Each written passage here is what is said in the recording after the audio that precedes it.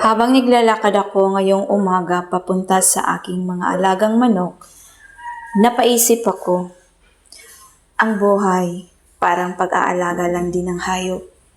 Kailangan ng tiyaga, malasakit, at araw-araw na sipag. Minsan maaga kang gigising, kahit pagod ka pa, kasi may umaasa sa'yo. Ganito rin sa mga pangarap natin.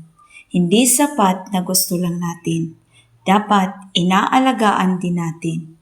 Pinapainom, pinapakain, at binabantayan laban sa mga pagsubok.